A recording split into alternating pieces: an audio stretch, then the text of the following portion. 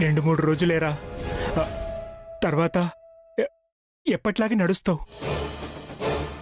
నిన్ను మేం నడిపిస్తాం అఖిల్, త్వరలోనే నువ్వు నడుస్తావు. నేను 2-3 డేస్ బెడ్ రెస్ట్ తీసుకోవాలి, ఆ తర్వాత అంతా సెట్ అయిపోతుంది, అంతే కదా? అంతే చిన్నోడా, 2-3 రోజుల తర్వాత అంతా నార్మల్ అయిపోతుంది. మరి ఎందుకని నాకేదో అయిపోయినట్టు హారిక ఏడుస్తుంది?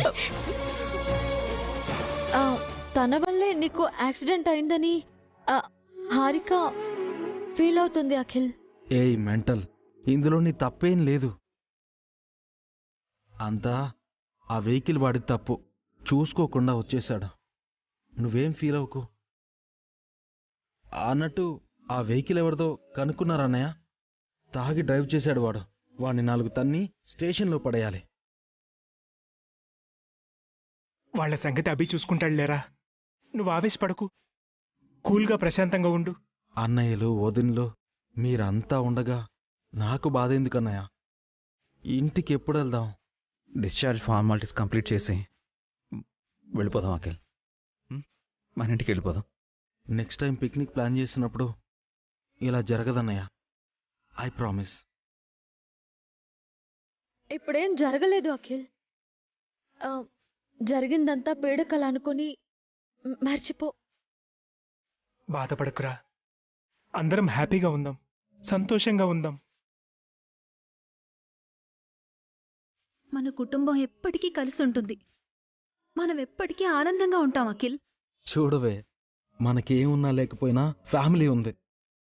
I'm very lucky. ఇంత మంచి ఫ్యామిలీ ఉన్నందుకు మనం ప్రౌడ్గా ఫీల్ అవ్వాలి.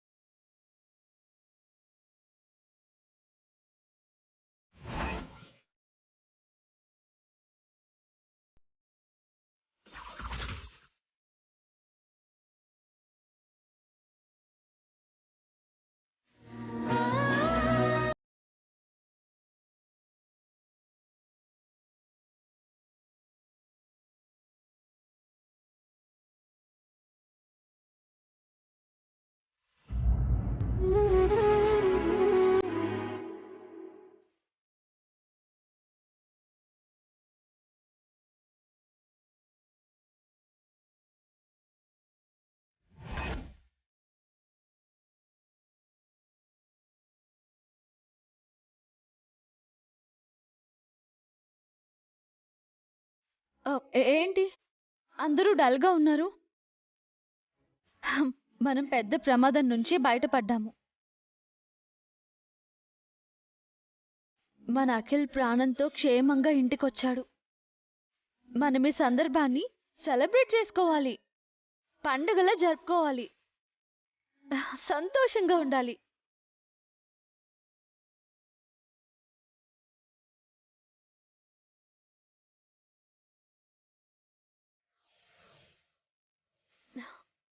అఖిల్, ముఖ్యంగా నువ్వు చాలా హ్యాపీగా ఉండాలి. ఇది నీ కొత్త జీవితం. ఈ 2-3 రోజుల్లో నువ్వు తిరిగి నడిచేస్తావు. ఈ వీల్ చైర్ కొద్ది రోజులే. ఏవండి, అఖిల్కి చెప్పండి. అవును అఖిల్, షాక్ వల్ల నీ కాళ్ళు అలా అయ్యాయి. నువ్వు హ్యాపీగా ఉంటే త్వరలోనే నడుస్తావు అఖిల్. నీకు మేమందరం ఉన్నాం.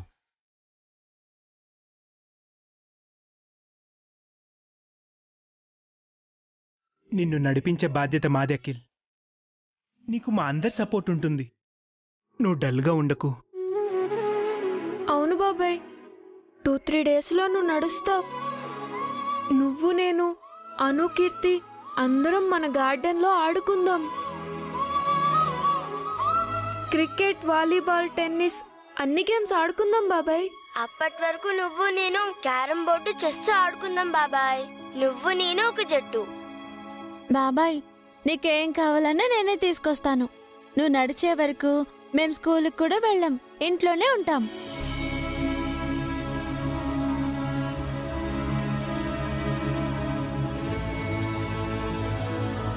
నువ్వు దేనికి బాధపడక్కర్లేదు. నువ్వు మాతోనే ఉంటావు, మేమంతా నీతోనే ఉంటాంరా. నువ్వు ధైర్యంగా ఉండు. నువ్వు ఎప్పట్లాగా చిన్నపిల్లల్లా అల్లరి చేయాలి, ఇల్లంతా సందడి చేయాలి. నువ్వు మౌనంగా ఉండకు, మాట్లాడుతూ ఉండరా.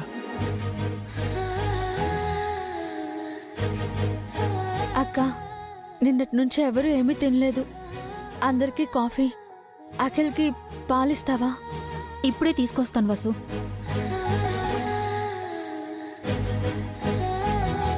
ఇదంతా నీ వల్లనేనే. ఆ పాడు ఫోన్ మాట్లాడుతూ వెహికల్కి అడ్డంగా వెళ్ళావు. నిన్ను కాపాడటానికి పాపం అఖిల్ వాడి ప్రాణాల మీదకి తెచ్చుకున్నాడు. అలా జరుగుతుందని నాకు తెలియదు కదా ఆంటీ. ఇకనైనా జాగ్రత్తగా ఉండు. అఖిల్ని కంటికి రెప్పలా చూసుకో. వాడు బావుంటేనే ఈ ఇంట్లో నీకు స్థానం ఉంటుంది. వాడికి ఏదైనా అయితే నేను ఇంట్లో నుంచి గంటేస్తారు. లేదంటీ, అఖిల్ని నేనే దగ్గరుండి చూసుకుంటాను, ప్రామిస్. ముందు అఖిల్కి పాలివ్వు.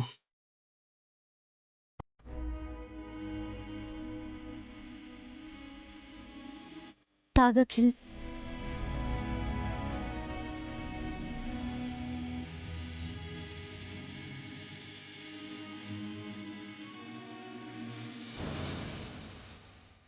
సారీ వదిన, నేను మీ అందరిని ఇబ్బంది పెడుతున్నాను.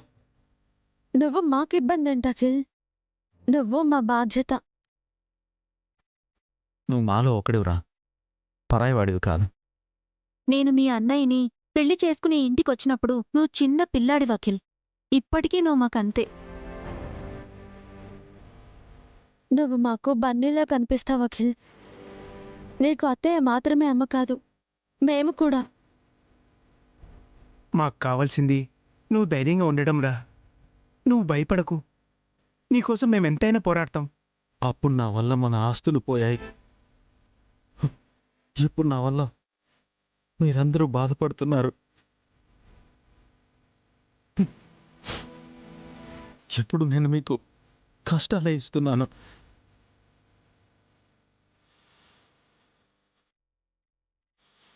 అదేం లేదు అఖిల్, జరిగిన దాంట్లో నీ తప్పేమీ లేదు. జీవితం ఎప్పుడూ ఒకేలా ఉండదు. కొన్నిసార్లు కష్టాలు, కొన్నిసార్లు సంతోషాలు ఉంటాయి. అన్నింటినీ తట్టుకొని ధైర్యంగా నిలబడాలి. అనుభవం నుంచి పాఠాలు నేర్చుకోవాలి. కానీ నేను ఏ పాఠం నేర్చుకోలేదు వదిన. తప్పుల మీద తప్పులు చేస్తూనే ఉన్నాను. మీరు నన్ను వదిలేసి ఉండాల్సిందే.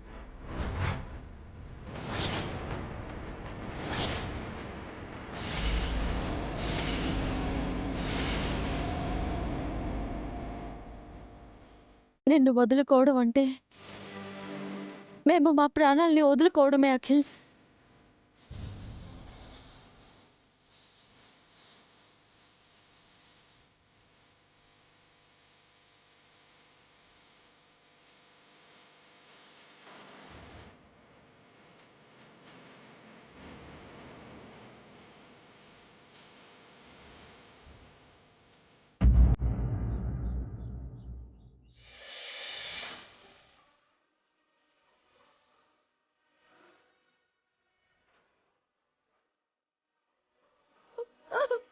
భగవంతుడా, ఎందుకు ఇలా చేశావు? ఆ అఖిల్ని ఎందుకు ఎందుకు అవిటి వాణ్ణి చేశావు?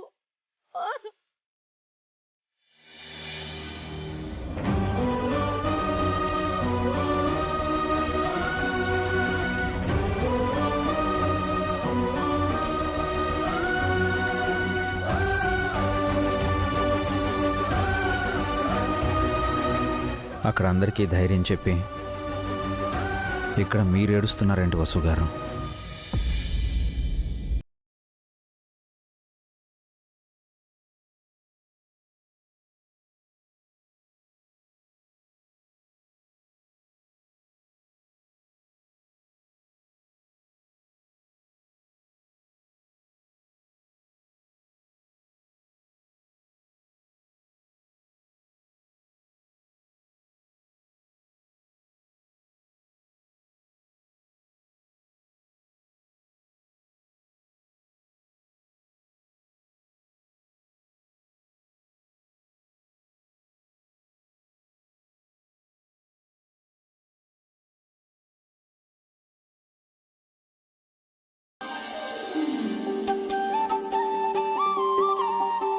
మన పెళ్ళయి నేను ఈ ఇంటికి వచ్చినప్పుడు వదినా వదినా అంటూ చిన్న పిల్లల్లా నా వెంటే తిరిగేవాడు. నేను డల్గా ఉన్నప్పుడు జోకులు చెప్పి నన్ను నవ్వించేవాడు. ఒక తమ్ముడిలా ఒక కొడుకులా నన్ను చూసుకున్నాడండి. అలాంటి వాడు ఇప్పుడు వీల్ చైర్లో ఉంటే చూడలేకపోతున్నాను.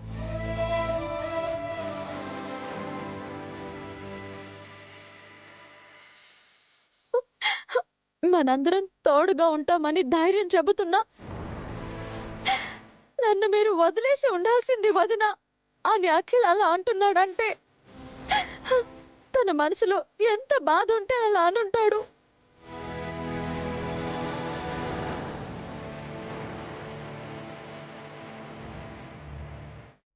ఎందుకండి ఎందుకండి అఖిల్కి ఇలా జరిగింది?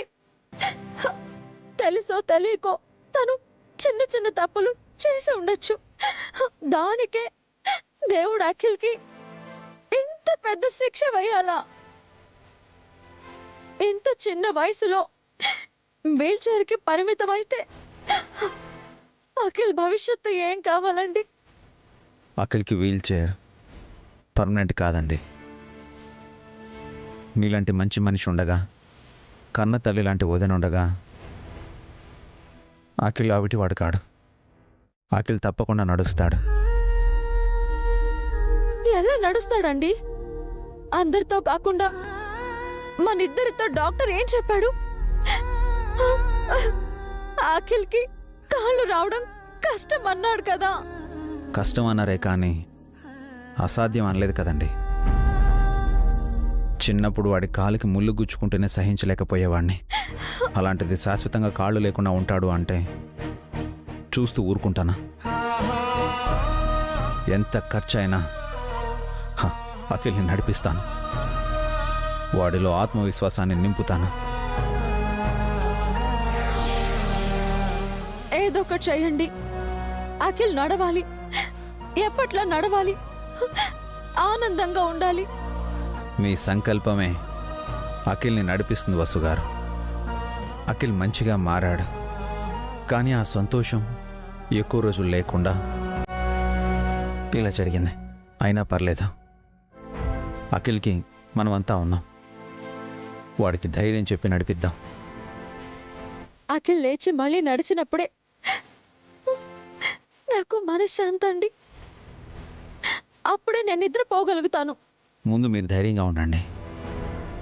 అఖిల్ నడుస్తాడని నమ్మండి. అఖిల్లో కాన్ఫిడెన్స్ నింపాలి. మీరు డల్ అయ్యారంటే ఈ ఫ్యామిలీ డిప్రెస్ అయిపోతుంది. లేదండి, ఇంకెప్పుడు ఏడవను. అఖిల్ని నా కన్న బిడ్డలా, కంటికి రెప్పలా చూసుకుంటాను. తనకి త్వరగా కాళ్ళు వచ్చేలా ఏదో ఒకటి చేద్దాం.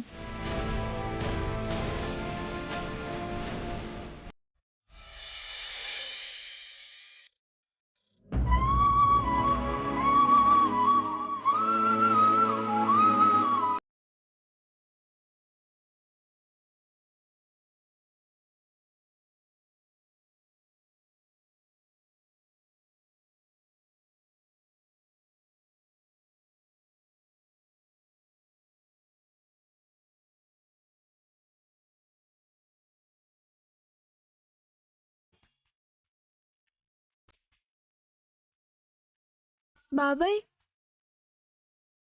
బాబాయ్ ఏంటి బన్నీ? స్కూల్లో మా మిస్ ఒక ప్రాబ్లం చెప్పింది. దానికి సొల్యూషన్ తెలియడం లేదు. నువ్వు చెప్తావా? ప్రాబ్లం ఏంటి? అది ఒక స్టోరీ. అడవిలో కొన్ని చీమలు మార్నింగ్ వాక్ చేస్తున్నాయి. అన్నిటికంటే ముందు వెళ్తున్న చీమ నా వెనక 3 చీమలున్నాయని చెప్పింది. ఆఖరిని వెళ్తున్న చీమేమో నా ముందు 3 చీమలు వెళ్తున్నాయని చెప్పింది. మధ్యలో వెళ్తున్న చీమ కూడా నా ముందు 3 చీమలు, వెనక 3 చీమలు వెళ్తున్నాయని చెప్పింది. మొత్తం ఎన్ని చీమలు వాకింగ్ చేస్తున్నాయి?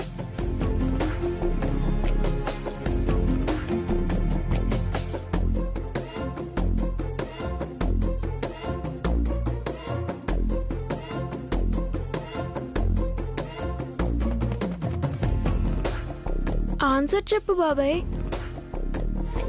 ఫస్ట్ వెళ్తున్న చీమ వెనుక 3 చీమలు, లాస్ట్ వెళ్తున్న చీమ ముందు 3 చీమలు, మొత్తం 4 చీమలు. కాదు.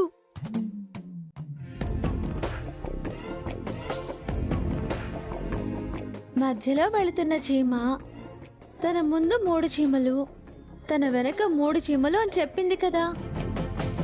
అప్పుడు టోటల్ చీమలు 7. నో,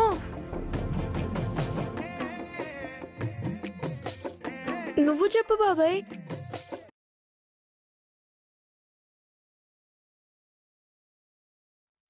4 కాదు, 7 కాదు, 5. కాదు బాబాయ్. 6 చీమలు బన్నీ. రాంగ్ ఆన్సర్ పెద్దమ్మ. రైట్ ఆన్సర్ ఏంటో నువ్వే చెప్పు. బాబాయ్ చెప్తాడు మమ్మీ. నాకు కూడా అర్థం కావట్లేదు బన్నీ. చాలా ఈజీ బాబాయ్. ఫస్ట్ చీమ తన వెనక 3 చీమలున్నాయని చెప్పింది. లాస్ట్ చీమ తన ముందు 3 చీమలున్నాయని చెప్పింది.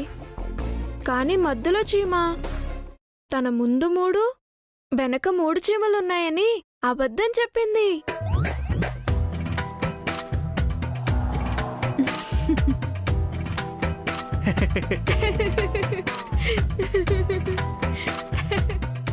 ఇది సినిమాలో జోక్ కదన్నయ్య.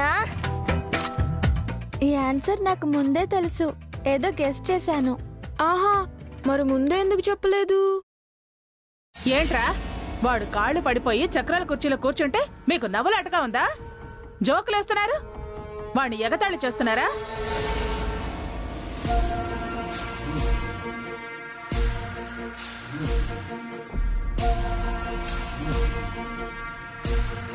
లేదమ్మమ్మా, బాబాయ్ని ఎంటర్టైన్ చేస్తున్నాం. బాబాయ్ని నవ్విస్తున్నాం. నవ్వించటం కాదు, హింసిస్తున్నారు. ఆహా, బుద్ధులని కథలు చెప్పి వాడి బుర్రని పాడు చేస్తున్నారు. కాళ్లతో పాటు వాడి మెదడును కూడా పాడు చేయాలని కదా మీ ఉద్దేశం?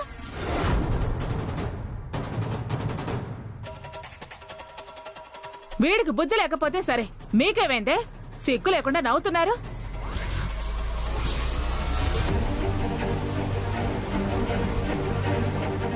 మేం నవ్వట్లేదు పిన్ని, అఖిల్ని నవ్విస్తున్నాం. లేదు, వాడిని నవ్వులు పాలు చేస్తున్నారు. వాడు నడవలేడని మీకు వెటకారంగా ఉంది. ఆపండి అత్తయ్య.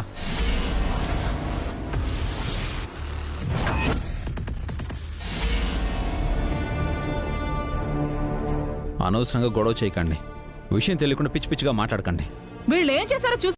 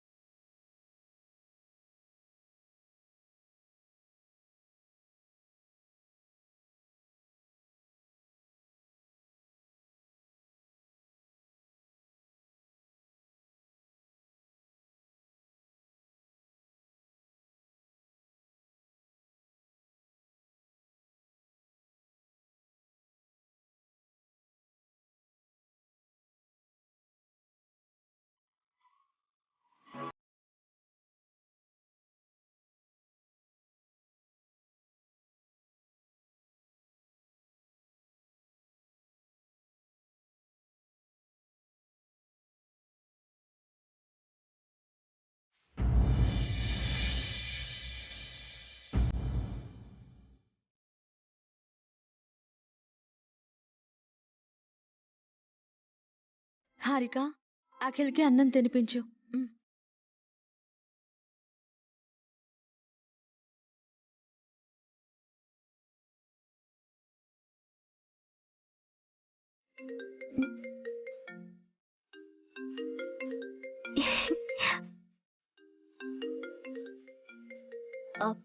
మమ్మీ కాల్ చేస్తుంది, తింటూ ఉండండి.